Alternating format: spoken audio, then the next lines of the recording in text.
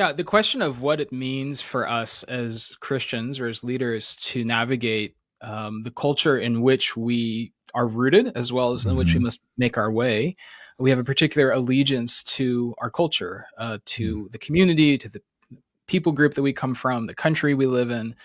Those are the sorts of things we mean when we say culture, right? We have an Yeah. ethnic story, perhaps. We have a national story. We have, yeah, all these different, maybe a political party, maybe a sports team, all these Hmm. elements that make up our cultural identity.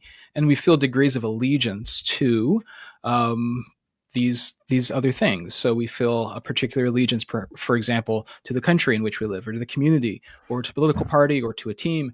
And these are not all the same, right? We have maybe stronger and weaker allegiances based on what the thing is. But then as Christians, we also have this primary allegiance to Jesus Christ, Yeah. who has made a claim on our life in his life, death, and resurrection. And so, what does it? The fundamental question that we have to ask is, what does it mean to navigate all of these allegiances at the same time? Mm. And what does my primary allegiance as one who belongs to Jesus Christ? How does that shape these other allegiances that I have? These Mm. other identifications, these other Yeah. belongings that are my cultural identifications. So I'm Filipino American. What does it mean for me Mhm. to be Filipino American?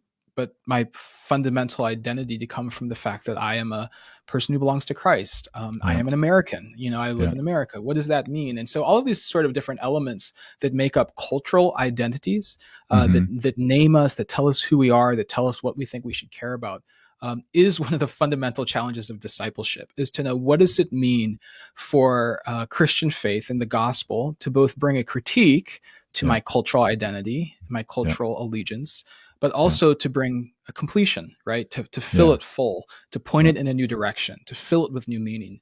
And that's what I'm really after, is how do we understand this very complicated thing that is culture Hmm. in a way that is generous and generative, that is not reactionary, that Mm. allows it to be complex, but that also has a very clear and simple sort of place where the gospel enters in Yeah. from the outside to bring something like a transformation.